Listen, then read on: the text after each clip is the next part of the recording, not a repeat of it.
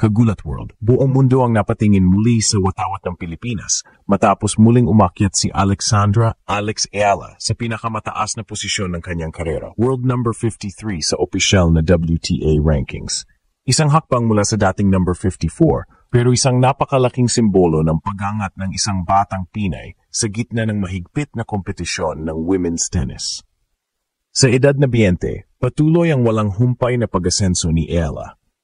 Mayroon na siyang 1,131 ranking points galing sa serye ng matitinding laban at consistent performances sa international circuit ngayong taon. Ang pag-akyat na ito ay dumating bago pa man ang kanyang pagsabak sa Guangzhou Open sa China, kung saan lalaban siya sa parehong singles at doubles divisions.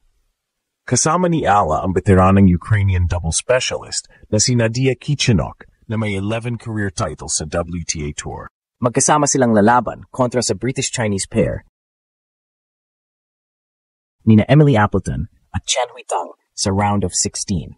Kapag nanaig sila, haharapin nila sa quarterfinals ang panalo sa pagitan ng Russian duo nina Kamila Rakhimova at Polina Kudermetova o ang Thai-Chinese tandem nina Plipwech at Wu Shuangjeng. Bukod sa doubles, nakatutok din ang lahat sa kanyang singles campaign. Bilang ika-4 na seed ng torneo, inaasahang harapin ni Ayala ang isang qualifier sa kanyang unang laban. Isang magandang pagkakataon para ituloy ang momentum at maipakita kung bakit siya itinuturing na isa sa mga pinakamabilis umangat na young stars sa WTA. Para sa mga Pilipino, hindi lang ito ranking. Isa itong patunay na kayang sumabay ng isang Pinay sa pinakamataas na antas ng world tennis. Mula sa junior championships hanggang sa senior tour, ipinapakita ni Alex Ayala ang tunay na diwa ng sugdulang pag-angat. Walang takot, walang atras, puro laban. Ngayon, habang naghahanda siya para sa Guangzhou Open, isa lang ang tanong ng sambayanan. Hanggang saan paabot ang batang reyna ng Pinoy tennis? Sa bilis ng kanyang pag-akyat, mukhang ang susunod na hakbang ay hindi lang top 50, kundi kasaysayan mismo. Hindi na may tatanggi, ginugulat ni Alexandra Alex Ayala ang buong mundo, bawat linggo, bawat laban. Sa pinakabagong update ng Women's Tennis Association rankings, umakyat siya sa world number 53, ang pinakamataas na ranggo na naabot ng isang Pinay sa kasaysayan ng world tennis. Isang hakbang lang mula sa dating number 54, pero simbolo ito ng taon-taong pagsisikap, disiplina at determinasyon ng isang 20 anyos na nagdadala ng bandila ng Pilipinas sa gitna ng mga higante ng WTA Tour. Hindi ito overnight success.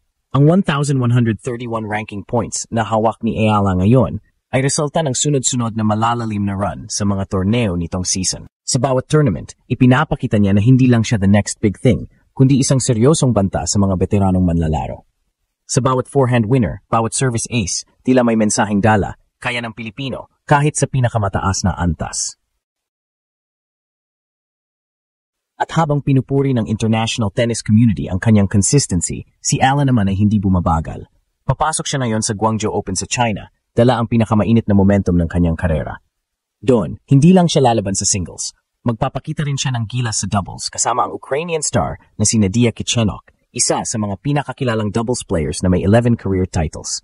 Isang malaking pagkataon ito para kay Alex na patunayan ang kanyang versatility at mental toughness. Sa doubles, makakatapat nila sa unang round ang British-Chinese tandem nina Emily Appleton at Chen Huitang, habang sa singles ay harapin niya ang isang qualifier bilang ika-4 na seed ng torneo. Ibig sabihin, parehong front, singles at doubles, posibleng makita natin si Ayala na gumawa muli ng kasaysayan. Sa ngayon, ang buong Pilipinas ay nakamasid. Ang kanyang pag-angat mula number 54 patungong number 53 ay parang simpleng numero sa papel, pero sa mas malalim na pananaw, ito'y simbolo ng sukdulan ng pag-akyat. Mula sa batang may pangarap hanggang sa Pinay na ngayon ay nasa gitna ng mundo ng tennis elites. At kung ganito kabilis ang kanyang paglipad, marahil ay hindi na tanong kung kailan siya makakapasok sa top 50, kundi kung gaano kabilis niya ito maaabot. Sa puntong ito ng kanyang karera, malinaw na, si Alexandra Ayala ay hindi na lang isang rising star, isa na siyang game changer para sa buong Southeast Asia. Habang patuloy siyang umaakyat sa global rankings, bawat laban niya ay nagiging inspirasyon hindi lang sa mga Pilipinong tennis fans, kundi sa lahat ng kabataang nangangarap makilala sa sports na bihirang pasukin ng Pinoy. Ang bawat panalo, bawat pagtaas sa ranggo, ay parang pagpapatunay na ang determinasyon at disiplina ay kayang tumalo sa anumang limitasyon. Sa Guangzhou Open, malaki ang nakataya.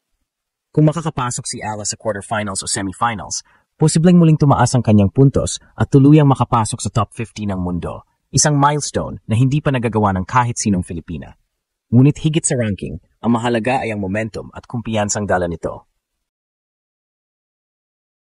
Kapag may ganoong klaseng kumpiyansa ang isang atleta, nagiging delikado siya para sa kahit sinong kalaban. Ang kanyang partnership kay Nadia Kichenok ay isa ring matalinong hakbang. Sa karanasan ni Kichenok at sa liksi ni Ala, maaring maging kombinasyon ito ng karunungan at enerhiya, perfect blend para makasurpresa sa doubles draw. At kung magtagumpay silang dalawa, hindi lang puntos ang nakataya, kundi respeto mula sa buong tour. Sa labas ng court, patuloy ding lumalawak ang impluensya ni Alex. Sa bawat panayam, sa bawat social media post, dala niya ang mensahe ng pag-asa at kasipagan na kahit galing ka sa maliit na bansa, kaya mong makarating sa pinakamataas na entablado. Ito ang sukdulan ng pag-angat, hindi lang sa ranking, kundi sa dangal, sa tiwala at sa pananampalatayang Pinoy. Kung magpapatuloy ang trajectory na ito, malamang ay lalampas pa si Ayala sa mga inaasahan. At kapag dumating ang araw na iyon, hindi na lang siya magiging simbolo ng potensyal, kundi buhay na patunay na kayang sumulat ng sariling alamat ng isang batang Pilipina sa mundo ng tennis. Sa bawat linggo na lumilipas, patuloy na ginugulat ni Alexandra Alex Ayala ang buong mundo. Hindi na ito simpleng kuwento ng isang kabataang may talento. Ito na ang patunay ng revolusyon ng isang Pinay sa pandaigdigang tennis scene. Mula sa junior champion hanggang sa WTA professional, pinapatunayan ni Ayala na ang determinasyon, disiplina at puso ay mas mabigat kaysa sa kasikatan at pedigree ng mga bansang powerhouse sa tennis. Ngayon na nasa world number 53 siya, si Alex ay nasa punto ng karera kung saan bawat laban ay may bigat na kasaysayan. Sa bawat tournament entry, dala niya hindi lang ang pangalan niya kundi ang buong bansang Pilipinas.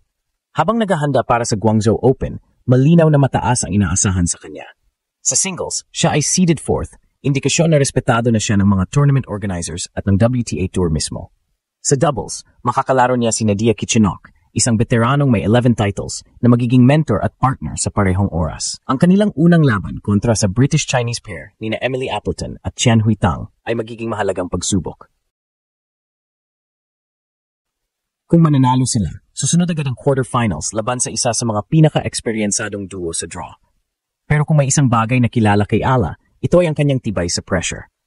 Sa mga nakaraang laban, ilang beses na siyang nakabawi mula sa pagkatalo, ipinapakita ang maturity ng isang veteranong manlalaro sa murang edad. Para sa mga tagahanga, ang pag-akyat ni Ala sa ranking ay hindi lang numero, ito'y simbolo ng pag-asa. Bawat punto ay bunga ng sakripisyo, bawat tagumpay ay alay sa bayan. Habang dumarami ang mga batang Pinay na kumukuha ng raketa at nangangarap maging tulad niya, lalong lumalalim ang epekto ng kanyang journey. Sa panahong bihira na ang mga Pinoy na umaabot sa ganitong antas sa individual sports, si Ayala ay nagsisilbing paalala na walang imposible sa taong buo ang loob. Ito ang sukdulan ng pag-angat, hindi lang sa ranking, kundi sa diwa ng laban. At kung magpapatuloy ang kanyang bilis, hindi malayo ang araw na masusulat natin Alexandra Ayala, top 50 ng mundo, at unang Filipina na makapasok sa elite ng WTA.